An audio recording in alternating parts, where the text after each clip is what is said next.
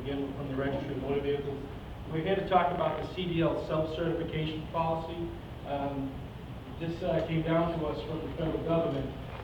Here's an overview. We'll talk about the guidance, some of the category descriptions, which really seem to be some confusing topics for everybody.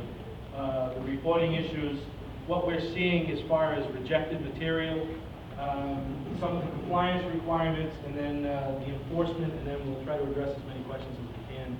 Again, try to get you out of here for lunch. Federal Motor Carrier Administration requires all CDL operators to self-certify by January 30th of 2014. You need to inform the registry of the type of commerce that you're going to be operating within and whether or not you're required to withhold a medical certificate. Currently, we have about 180,000 CDL drivers in the Commonwealth. To this point, we've actually received about 80,000 certificates. So we're halfway there.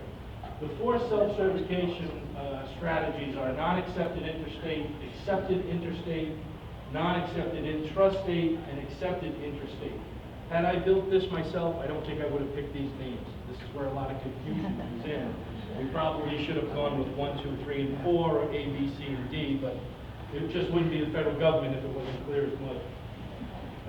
There are two types of commerce: interstate, it would be trade, traffic, or transportation involving the crossing of a state boundary with the vehicle, the passengers, or the cargo. And there must be an intent to cross a state boundary. Types of commerce interstate would be trade, traffic, or transportation that are going to stay within the borders of the Commonwealth. I like your slide.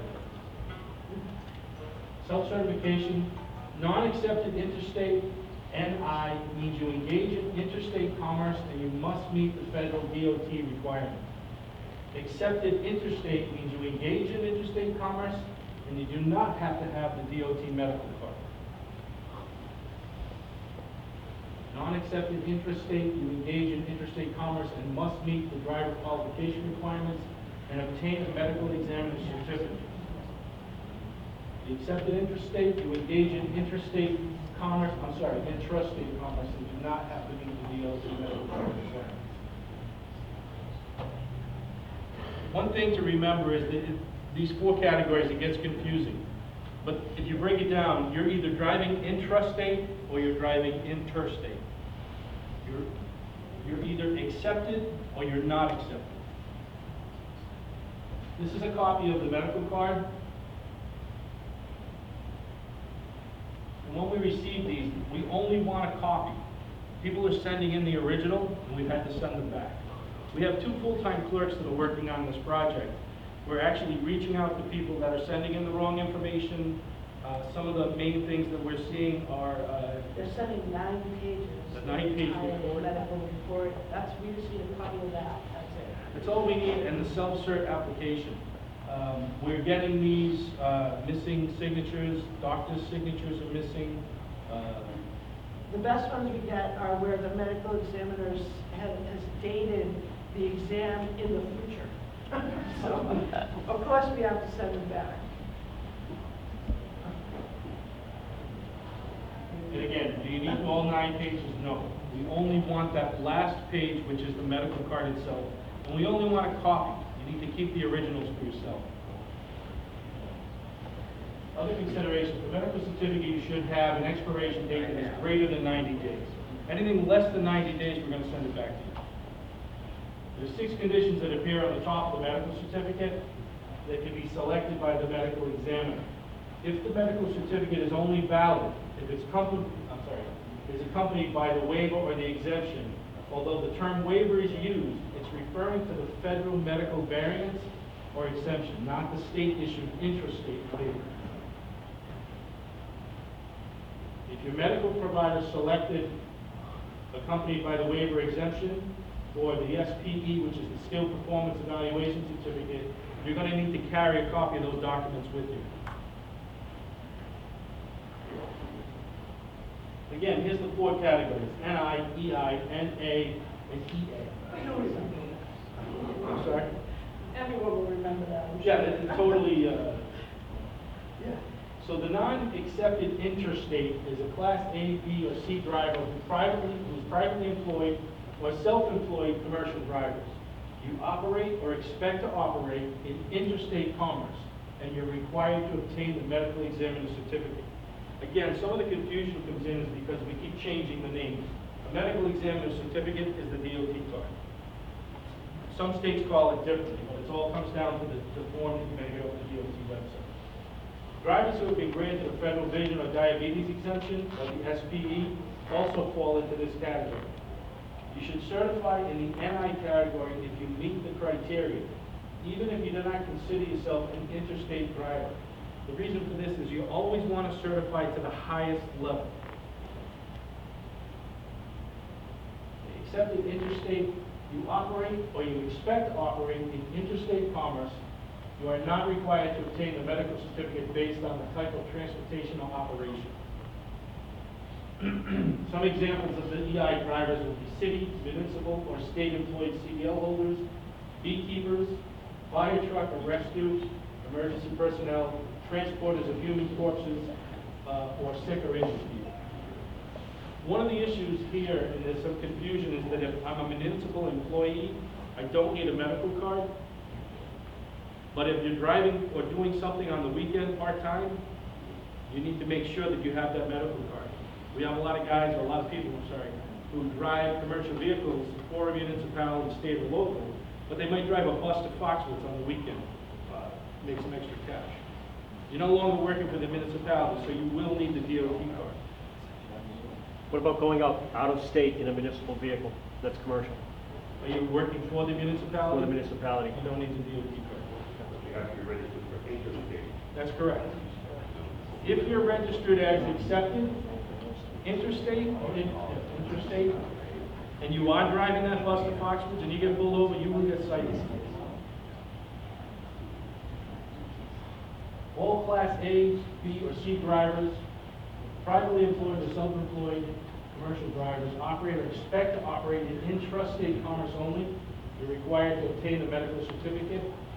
Drivers who do not meet the federal medical standards but who have been granted a medical waiver by the Commonwealth to operate commercially within the borders of Mass fall into this category.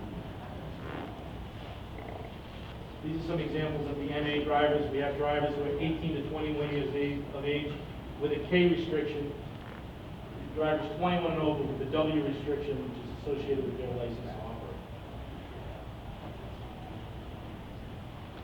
Accepted intrastate, they operate or expect to operate in intrastate,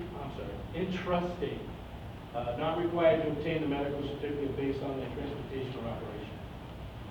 Examples of DEA drivers again are city, municipal, or state employee CDL holders, beekeepers, fire truck and rescue emergency personnel, transporters of human corpses who are sick and injured, except for drivers 18 to 21 with the K restriction.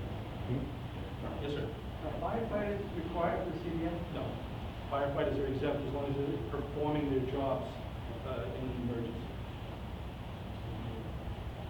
This is the RMV's application, self-certification. Again, this is what we need. You're either going to submit this by itself, or you're going to submit this with a copy of the DOT medical card.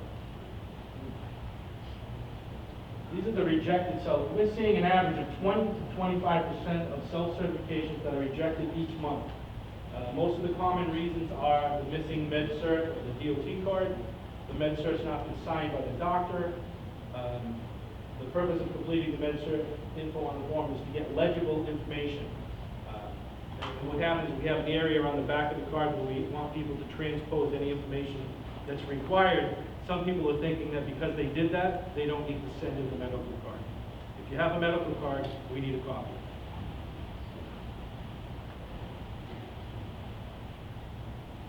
No driver category selected, more than one category, missing forms, second page is missing, box 6 is checked off. Box 6 on the medical card relates to a specific group of individuals that were grandfathered for a project a long time ago. There's only about 22 drivers in the state that fall into this category. However, a lot of medical professionals read it and say this person's qualified under 391.46, but they don't take the time to read what 391.46 is, so they're checking off the wrong box. Again, that's certifications that we're sending back. So make sure your card does not have box 6 checked. Unless you're one of those 22 drivers. Yeah.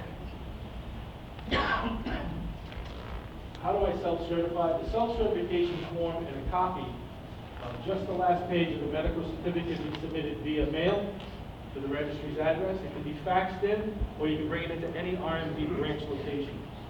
The self-certification form can be found on the website under Forms and Manuals in the licensing section. We'll leave some contact information, my personal contact information, and some registry websites that you're use. When do I need to self-certify and provide the RMV with a copy of the medical certificate? Customers who wish to obtain or currently hold a CDL that is being renewed, upgraded, or transferred from another state will be required to self-certify in a branch at that time. All other CDL drivers have until January 30th of 2014 to self-certify. If your license does not expire until after January 30th, then you will need to provide the RMV with your self-certification information prior to this date. We're also in the process of creating a web application that we think will be available the end of November, which will make it easier for people to go online and to change their certification or to enter it. Do we have to send in all the self-certification forms individually, or can we send in a single package of our public works department? No, you can send the entire package. As long as it's filled out correctly. Yeah. We've gotten packages from some groups, and they're all wrong, so the whole package goes back. So that's why we're trying to get out there and just do a little bit of outreach and explain it, because it is a little confusing. And the registry, in their wisdom, did this mass mailing to everybody whose certificates, whose licenses were expiring in like June, July, August, telling them about this to get them to come in. But if you had no reason to go to the registry for any transaction and you're expiring before that date, you need to go in. So there really was no outreach for that audience. We do have 2 full-time people who are working on this. We're getting the information, stuff that's coming in wrong. We're trying to get the information out to people. Yes, it is the registry that's trying to get the information out to people. So, yes, sir. Is there going to be any way that, as an employer, we'll be able to check, other than word of mouth from the employee, that the employee is currently licensed after the first? Yeah, there is a way you can go online. The registry, off the registry's website, there's a way, it's called Check My Status, and it will give the status of the license. I don't believe you can check multiple licenses at once, but somebody can go in there and key in their S number, and I believe it's a birth date, and it will tell them what their current driving status is, active, and it also does give the self-certification. I'll get that information for you. Thank you very much. When I fail to self-certify, you will receive a notice that you may no longer operate a commercial motor vehicle. Continued failure to comply results in downgrading to the Class D, and you'll be charged a fee. Self-cert is tied to the medical certificate, the variance, or the waiver expiration date. You need to recertify at least every 2 years. Not everybody's going to have 2 years, depending on medical condition.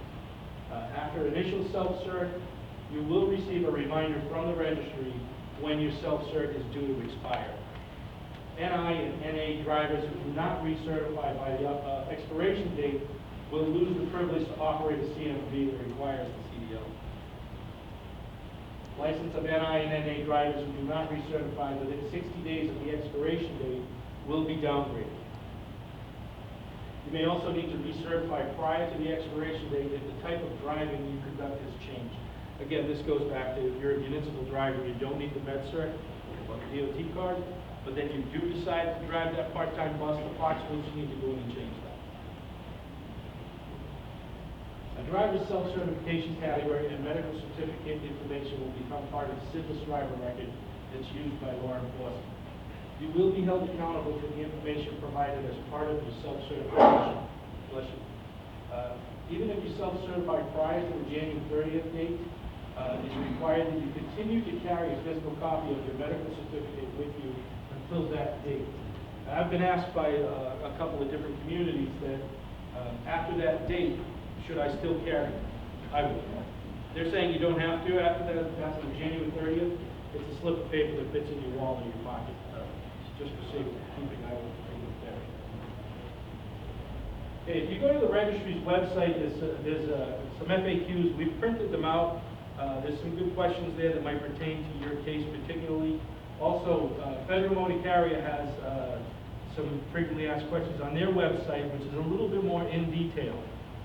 And again, those might pertain to something that we know or some direction that someone needs. Any questions? Yeah, so I understand that for a municipal employee who does not do any of the driving other than the town, do they need to have a medical card? So they don't need to. If that's the only thing that they're doing and they strictly work for the municipality, no, they do not need that. Unless it's a school bus driver, then there's other restrictions. I was thinking about what? No, no. Hoisting is, yeah, hoisting's a different category. It's out of public safety and there's no exceptions for that. Yes, sir. Is this part of the RMV trying to consolidate all the documents that are required for a CDL driver to carry? Is there eventually going to, so this recertification, like you said, eventually you don't have to carry the DOT card as long as you're certified, that's it? It's not the registry, it's actually the federal government. It's federal DOT. The grand plan is to get all of this electronic. As truck drivers or CDL drivers move from state to state, all that information moves with them. So the idea is to get the medical records on SIDLIS so that, again, drivers don't have to carry all that information. Yes, sir. Yeah, Paul, you might even want to mention that this will also be in conjunction with the contractors that plow for us, all different things for us. If they're a private company, that those drivers have got to be CDL certified to come on board for plowing for the winter, Right. or if they haul, to the cities and towns. Right, again, if you're working for a private contractor, you're a municipal employee and that's all you're doing, but then you start plowing for a private contractor, you need that DOT card. Any other questions? Yes, sir. I just renewed mine a couple of weeks ago. What's your name? No, that's good. My question is, I filled out the paperwork. I work for a municipality, so I filled out the paperwork. The computer told me that I needed to get a medical card. The computer at the registry. I explained to the young lady that I work for a municipality, and she said, no, the computer has told me that you needed to get a medical card. I didn't know if there was a glitch in the system. Unfortunately, CDL is a different animal. There's very few people at the registry that are proficient in the rules of commercial driving. Again, a lot of this is new to people, so maybe she wasn't as familiar with it or was not reading the screen properly. Well, I'm guessing that a lot of them weren't, because when I got to get the medical card, I went back over there. They couldn't get my card into where I originally was. They had to put me in interstate because the other ones kept rejected. Well, I've read that in a couple of instances with a couple of my staff. If they had the same question came from the registry, you need a medical card, and so I'm trying blue plated, and you still kept it off. I'll check into that, and I can get back to John and let you know what we're finding, but that sounds more like a technical problem, something that's happened in the coding or something. It shouldn't be stopping anybody from choosing a particular category. But if you're only driving for the municipality, you don't need the card. Again, I'll leave my contact information, and Tom knows how to get a hold of me.